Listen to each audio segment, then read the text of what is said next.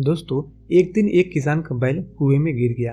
वह बैल घंटों जोर जोर से रोता रहा और किसान यह सुन सुनकर परेशान होता रहा और विचार करता रहा कि अब वो क्या करे, कैसे अपने बैल को बचाए, कैसे उसको बाहर निकाले। लेकिन फिर उसको ख्याल आया कि बैल तो काफी बूढ़ा हो चुका है, अतः इसे बचाने से कोई अतिरिक्त लाभ होने वाला नहीं था और इसलिए उसने फिर यह निर्णय लिया कि इसे कुएं में ही दफन कर देते हैं। किसान ने अपने सभी पड़ोसियों को बुलाया और मदद करने को कहा।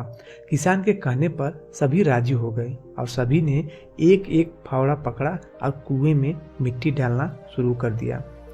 पहले तो बैल को समझ में ही नहीं आया कि ये क्या हो रहा है, परंतु जैसे ही बैल को समझ में आया कि यह क्या हो रहा है और वह जोर जोर से चीख चीख कर रोने लगा और फिर अचानक वह आश्चर्यजनक रूप से शांत हो गया। सब लोग चुपचाप मिट्टी डालते रहे। तभी बैल की आवाज़ अचानक बंद होने से किसान थोड़ा विचार करने लगा और किसान कुएं में झांका तो वह आश्चर्य से सन्न रह गया। उसने देखा कि बैल अपनी पीठ पर पड़ने वाले हर फावड़े की मिट्टी के साथ वह बैल एक आश्चर्यजनक हरकत कर रहा था। वह हिल हिल कर उस मिट्टी को नीचे गिरा देता।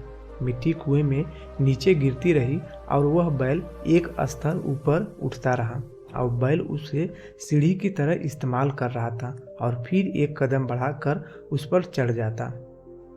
जैसे जैसे किसान तथा उसके पड़ोसी उस पर फावड़े से मिट्टी गिराते, वैसे वैसे वह हिल हिल कर उस मिट्टी को गिरा देता और एक सीढ़ी ऊपर चढ़ जाता और जल्द ही सबको चकित करते हुए बैल कुएं के किनारे पर पहुंच जाता है और फिर कूदकर बाहर भाग गया। दोस्तों, ध्यान रखें, आपके जीवन में भी बहुत तरह की मिट्टी फेंकी जाएंगी, बहुत तरह की गंदगी आप पर भी गिरेंगी।